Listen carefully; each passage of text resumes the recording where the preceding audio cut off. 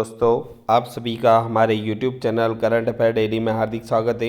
Successful Malhargarh के इस channel में प्रतिदिन अति महत्वपूर्ण प्रश्न के बारे में पढ़ेंगे।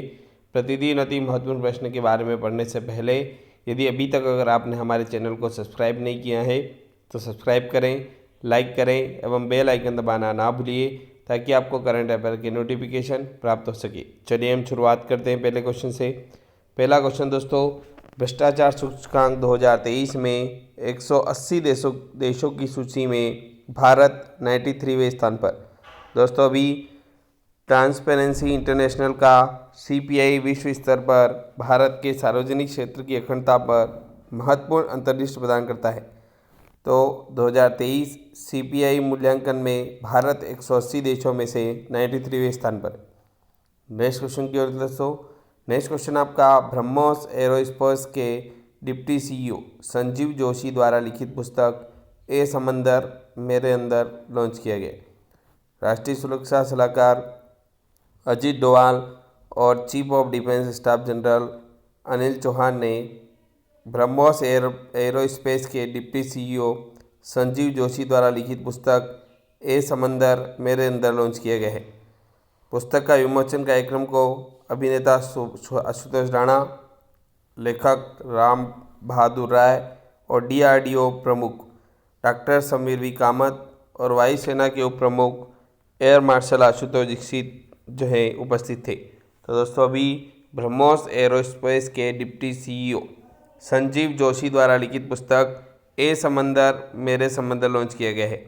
और अभी जो राष्ट्रीय सुरक्षा सलाहकार है वर्तमान में अजीत डोवाल है, chief of defence staff general Anil Chauhan और इसके अलावा दोस्तों DRDO के जो प्रमुख है पर वह जो है डॉक्टर समीर वी कामत है और वायुसेना के प्रमुख है अभी air marshal Ashutosh Dixit. Next question की ओर दोस्तों, नेक्स्ट क्वेश्चन आपका सर्वत्र भारतीय सेना का मोबाइल ब्रिज सिस्टम DRDO के तहत ACE द्वारा तैयार किया गया एक अत्याधुनिक multi span mobile bridging system रक्षा में उन्नत उपकरणों का प्रदर्शन करता है।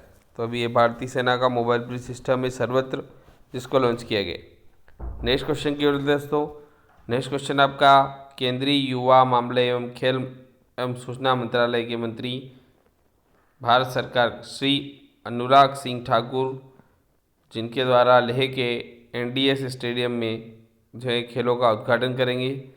शीतकालीन खेलों का जो पहला भाग है वह 2 फरवरी से लद्दाख में आयोजित किया जाएगा और जिसमें आइस हॉकी और स्पीड स्केटिंग शामिल है। और दूसरा भाग 21 से 25 फरवरी तक गुलमर्ग जम्मू और कश्मीर में होगा, जिसमें स्की पर्वतारोहण, alpine skiing, snowboarding, Nordic skiing और गोंडोला जैसे कार्यक्रमों की मेजबानी की जाएगी। तो इसका उद्घाटन खेल मंत्री, केंद्रीय खेल युवा मामले एवं खेल सूचना मंत्रालय मंत्री है श्री अनुराग ठाकुर, जिनके द्वारा जो है इनका उद्घाटन किया जाएगा शीतकालीन खेलों का। शीतकालीन खेल का जो लोगो है शुभंकर जिसको कहा जाता है वो भी लॉन्च किया गया है।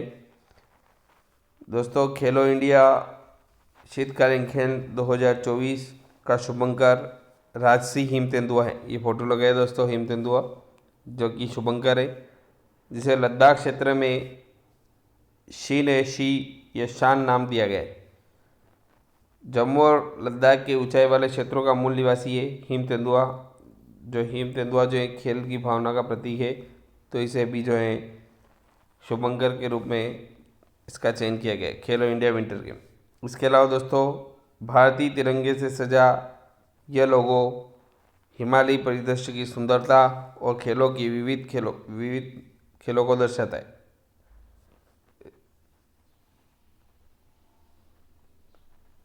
यह जो शुभंकर है और जो लोगो है इसका जो उद्घाटन जो है जम्मू कश्मीर के उप राज्यपाल श्री मनोज सिन्हा, लद्दाख के उप राज्यपाल श्री ब्रिगेडियर BD मिश्रा और खेल एवं युवा मामलों के मंत्री, जिनके द्वारा जो है ये शीतकालीन खेलों का उद्घाटन किया गया है, जिसमें शुभंकर भी लॉन्च किया गया है, snow leopard she. Next question की ओर दोस्तों, नेक्स्ट क्वेश्चन आपका 2 वर्षीय कार्टर डल्लास ने बनाया सबसे कम उम्र में माउंट एवरेस्ट के बेस कैंप तक पहुंचने का इतिहास।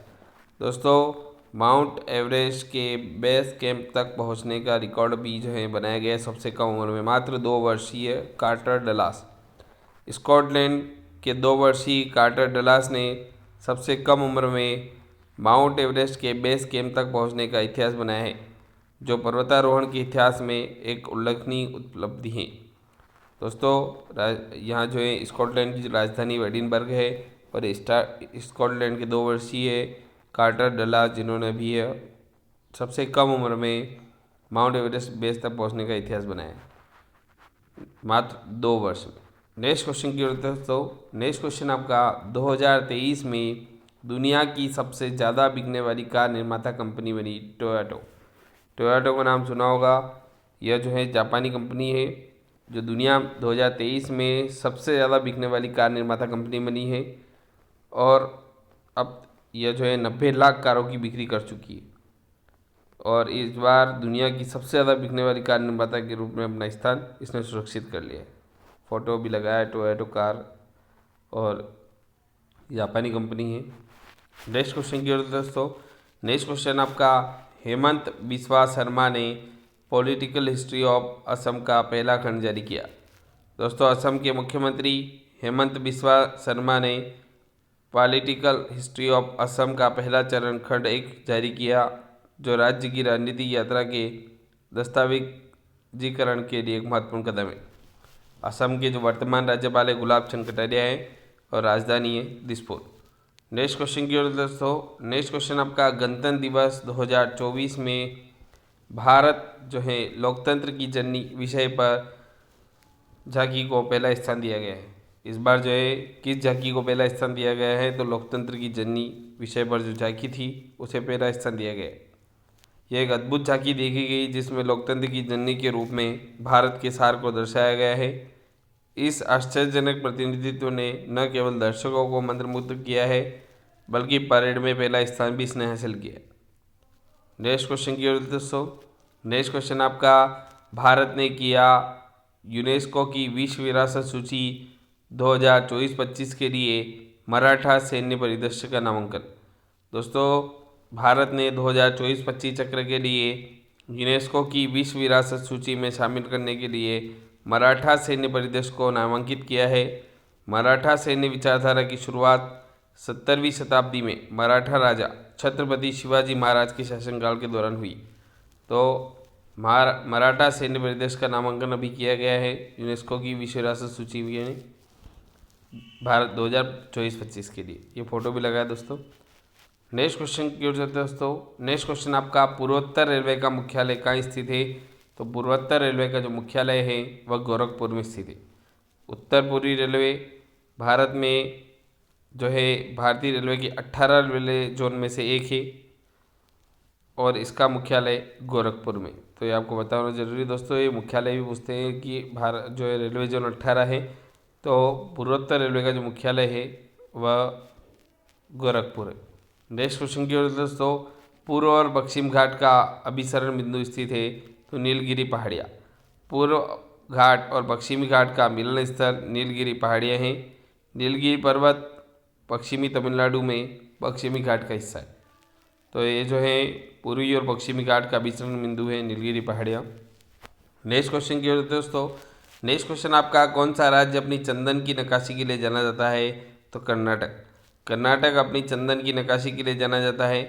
कर्नाटक में स्थित मैसूर शहर अपनी चंदन की लालसा के लिए जाना जाता है। नेक्स्ट क्वेश्चन की ओर दोस्तों, नेक्स्ट क्वेश्चन आपका कौन सा राज्य बांग्लादेश के साथ सीमा साझा नहीं करता है, तो दोस्तों कौन सा राज्य जो है बांग्लादेश के साथ अपनी सीमा साझा नहीं करता है, तो वह है मणिपुर। दोस्तों, त्रिपुरा, असम, पश्चिम बंगाल, मेघालय और मिजोरम ये ऐसे भारतीय राज्य हैं जिनकी सीमा बांग्लादेश से लगती है। तो कौन कौन से दोस्तों, त्रिपुरा, असम, पश्चिम बंगाल, मेघालय और मिजोरम। मणिपुर से जो है बांग्लादेश की सीमा नहीं लगती। नेक्स्ट क्वेश्चन की ओर दोस्तों, कौन सा राज्य भारत में काली मिर्ची का सबसे बड़ा उत्पादक है, तो कर्नाटक।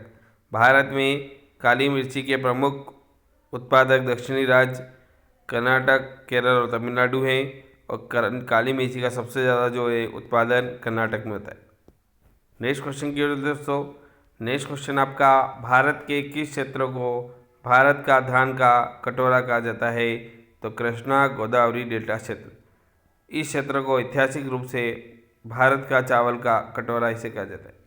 नेक्स्ट क्वेश्चन की ओर दोस्तों, नेक्स्ट क्वेश्चन आपका, पश्चिमी तट के उत्तरी भाग को क्या कहा जाता है? तो कोंकण तट। यह तट भी एग्जाम में बहुत बार पूछा जा चुका है। पश्चिमी तट के उत्तरी भाग को कोंकण तट कहा जाता है और दक्षिणी भाग को मालाबार कहा जाता है। कोंकण तट मुंबई से गोवा और यह सबसे प्रसिद्ध द्वीप गोवा द्वीप है कोंकण तट, और दक्षिणी भाग को मालाबार कहा जाता है। नेक्स्ट क्वेश्चन की ओर दोस्तों, कर्क रेखा किस राज्य से होकर नहीं गुजरती है? तो दोस्तों कर्क रेखा भारत के 8 राज्यों से होकर गुजरती है।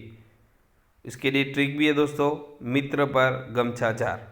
मी से मिजोरम, त्र से त्रिपुरा, ज से झारखंड, र से राजस्थान, प से पश्चिम बंगाल और ग से गुजरात। तो टोटल दोस्तों 8 राज्यों से होकर जो है कर्क रेखा गुजरती है। इसके लिए ट्रिक भी है, मित्र पर गमछा चार। दोस्तों देखते हैं इस ट्रिक का मतलब, मित्र पर गमछा चार। मी से मिजोरम, त्र से त्रिपुरा, प से पश्चिम बंगाल, ग से गुजरात, म से मध्य प्रदेश, छ से छत्तीसगढ़, झा से झारखंड और र से राजस्थान। तो बहुत अच्छी ट्रिक है दोस्तों, मित्र पर गमछा चार। तो ये कर्क रेखा भारत के 8 राज्यों से होकर गुजरती। कल भी हमने एक ट्रिक नेक्स्ट वीडियो में पढ़ी थी, तू भी मजाक कर। दोस्तों वह भी हम ट्रिक बहुत अच्छी थी। तो ये जो है दोस्तों ट्रिक के माध्यम से हम जल्दी से याद रख सकते हैं। तो आज को क्वेश्चन हमारा ये है कि कर्क रेखा कितने राज्यों से गुजरती है? तो 8 राज्यों से, इसमें उड़ीसा से होकर नहीं गुजरती। इसके लिए ट्रिक भी हम पढ़ चुके हैं। नेक्स्ट क्वेश्चन की ओर दोस्तों, नेक्स्ट क्वेश्चन आपका, खासी और जयंतिया पहाड़ियाँ कहाँ स्थित है? तो मेघालय। मेघालय में जो है दोस्तों खासी और जयंतिया पहाड़ियाँ स्थित है और मेघालय की जो राजधानी है वह है शिलोंग। नेक्स्ट क्वेश्चन की ओर दोस्तों, नेक्स्ट क्वेश्चन आपका, देश भर में पर्यटकों को आकर्षित करने वाला पंबन रेलवे ब्रिज कहाँ स्थित है? तो पाक जल डमरू मध्य। पंबन ब्रिज एक रेलवे पुल है जो पाक जल डमरू मध्य और मंडप और पंबन के तटों के बीच स्थित है। तो यह जो है पर्यटकों को आकर्षित करने वाला पंबन रेलवे ब्रिज है जो पाक जल डमरू मध्य में स्थित है। दोस्तों अभी तक अगर आपने हमारे चैनल को सब्सक्राइब नहीं किया है तो सब्सक्राइब करें, लाइक करें एवं बेल आइकन दबाना ना भूलिए ताकि आपको करंट अफेयर की नोटिफिकेशन प्राप्त हो सके। Thank you.